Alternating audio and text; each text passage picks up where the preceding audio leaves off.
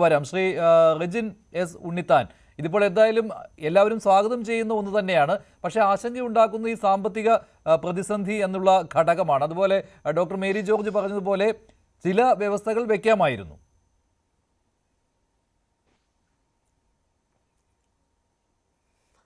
നോക്കൂ, ഇതിനകത്ത് നമ്മൾ ഇന്ദിരാ ഗ്യാരണ്ടിയുമായി ബന്ധപ്പെട്ട് UDF അധികാരത്തിലേക്ക് വരുന്നതിന് മുമ്പ് നമ്മുടെ മാനിഫെസ്റ്റോയിൽ പറഞ്ഞിട്ടുള്ളത് കേരളത്തിലെ സ്ത്രീകൾക്ക്, വനിതകൾക്ക് എല്ലാവർക്കും സൗജന്യ യാത്ര ഉറപ്പുവരുത്തുമെന്നുള്ളതാണ്. അതുമായി ബന്ധപ്പെട്ടുള്ള പഠനങ്ങൾ നമ്മൾ കർണാടകയിലും തെലുങ്കാനയും പോലുള്ള സംസ്ഥാനങ്ങളിൽ കോൺഗ്രസിൻ്റെ മന്ത്രിസഭകൾ നടത്തിയിട്ടുണ്ട്. അതുമായി ബന്ധപ്പെട്ട പഠനങ്ങളുടെ അടിസ്ഥാനത്തിലാണ് നമ്മൾ അങ്ങനെ ഒരു ഗ്യാരണ്ടിയുമായി വരുന്നത്. കേരളത്തിലെ സാമ്പത്തിക പ്രതിസന്ധി എല്ലാവർക്കും അറിയാവുന്നതുപോലെ കേരളത്തിലെ സാമ്പത്തിക പ്രതിസന്ധി നിലനിൽക്കുന്ന ഒരു സാഹചര്യമാണ്. അത് ധവളപത്രം വന്നപ്പോൾ തന്നെ നമുക്ക് എല്ലാവർക്കും അറിയാവുന്ന കാര്യമാണ്. പക്ഷേ ഇവിടെ ഈ പറയുന്ന KSRTC ബസ്സുകളെ ആശ്രയിക്കുന്നത് ആരാണ്? സാധാരണക്കാരായ സ്ത്രീജനങ്ങളാണ്. അവർ കുടുംബശ്രീയുമായി ബന്ധപ്പെട്ട് നിൽക്കുന്നവർ, തൊഴിലുറപ്പ് പദ്ധതിയുമായി ബന്ധപ്പെട്ട് നിൽക്കുന്നവർ, വിദ്യാർത്ഥിനികൾ, അതുപോലെ വീട്ടു ജോലിക്ക് വേണ്ടി പോകുന്നവർ, നിത്യവരുമാനത്തിന് വേണ്ടി പോകുന്നവർ. അങ്ങനെ ഈ KSRTC ബസ്സുകളെ ആശ്രയിക്കുന്ന കേരളത്തിലെ സ്ത്രീകൾ ആയ ആളുകൾക്ക്, അമ്മമാർക്ക്, അവർക്ക് ഈ ഗവൺമെൻറ്റിൻ്റെ ഒരു ചേർത്തുനിർപ്പ്, ആ ചേർത്തുനിർത്താണ് ഇന്ന് മന്ത്രിസഭാ തീരുമാനത്തിലൂടെ വന്നത്. അത് ഉറപ്പായിട്ട് ഒരു UDF ഗവൺമെൻറ് അധികാരത്തിലേക്ക് വരുമ്പോൾ UDF ഗവൺമെൻറ്റിൽ നിന്നും ആഗ്രഹിക്കുന്നത് എന്താണ് എന്ന് നമുക്കറിയാമല്ലോ. ആ ആഗ്രഹം നടപ്പിലാക്കുക എന്ന ഉത്തമ ബോധ്യത്തോട് പോകുന്ന ഒരു ഗവൺമെൻറ്റിന് ഇങ്ങനെയൊക്കെ പ്രവർത്തിക്കുവാനേ സാധിക്കത്തുള്ളൂ. കാരണം ഇങ്ങനെ പ്രവർത്തിക്കണമെങ്കിൽ അത് ചേർത്ത് നിർപ്പായിരിക്കണം. അത് സ്ത്രീജനങ്ങളെ മുഴുവനും ചേർത്ത് നിർത്തിക്കൊണ്ട് അതിനകത്ത് പരിധിയും പരിമിതിയുമില്ലാതെ, അതായത് ഈ പറയുന്ന പോലെയുള്ള ആർക്കും എല്ലാവർക്കും യാത്ര ചെയ്യാം. അവർക്ക് BPL കാർഡോ APL കാർഡോ ഒന്നും മാനദണ്ഡമല്ല, പ്രായപരിധി മാനദണ്ഡമല്ല.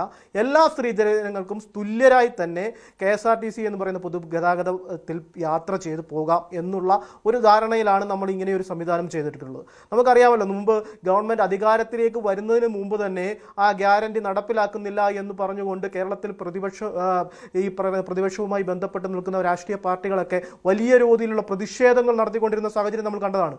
അങ്ങനെയുള്ള സാഹചര്യങ്ങൾ കണ്ടപ്പോൾ തന്നെ നമ്മൾ ആദ്യത്തെ ക്യാബിനറ്റിൽ തന്നെ ഇത് ജൂൺ 15 എന്ന് പറയുന്ന ദിവസമുണ്ടെങ്കിൽ ആ ദിവസത്തിൽ കേരളത്തിലെ സ്ത്രീകൾക്ക് ആഹ്ലാദിക്കാൻ പറ്റുന്ന, അവർക്ക് ആശ്വാസം പകരുന്ന രീതിയിലേക്കുള്ള ഒരു തീരുമാനമായി ഗവൺമെൻറ് പോകും എന്ന് പറഞ്ഞതിൻ്റെ അടിസ്ഥാനത്തിലാണ് ഇങ്ങനെ ഒരു പദ്ധതിയുമായി വരുന്നത്. നമുക്കറിയാം, കേരളത്തിലെ ഏതാണ്ട് 4700 ബസ് റൂട്ടുകളാണ് KSRTCയുമായി ബന്ധപ്പെട്ട് നിൽക്കുന്നത്.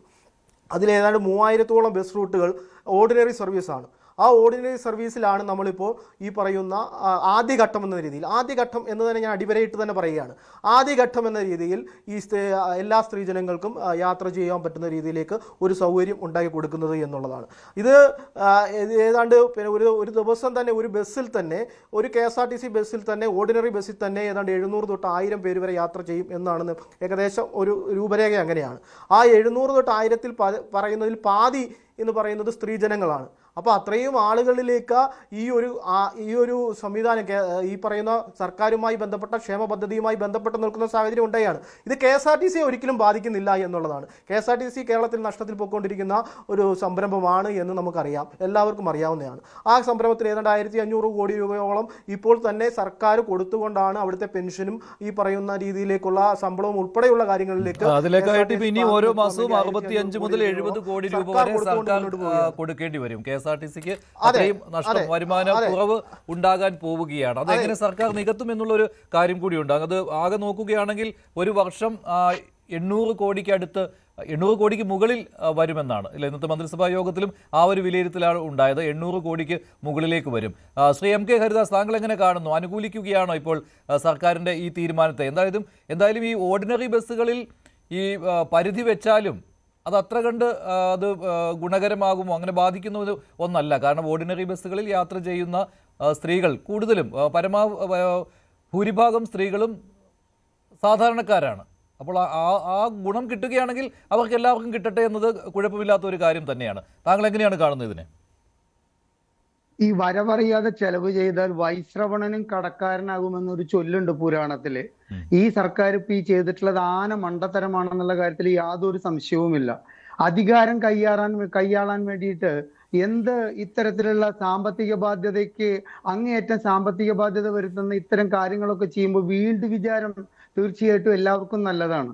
ഇവര് പ്രകടന പത്രികയിൽ പറഞ്ഞതാണ് അല്ലെങ്കിൽ ഇവര് നൽകിയ വാഗ്ദാനമാണ് എന്ന് പറയുമ്പോൾ 5.03 ലക്ഷം കോടി രൂപ കേരളത്തിന് കടമുണ്ട് എന്നുള്ള ധവളപത്രം പുറത്തേക്ക് ഇറങ്ങിയിട്ട് ഒരാഴ്ചയായിട്ടില്ല.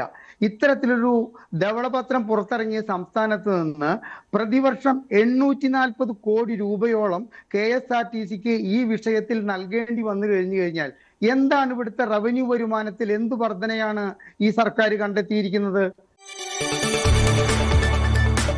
കൂടുതൽ വാർത്തകൾക്ക് news 18 Keralam YouTube channel subscribe ചെയ്യുക.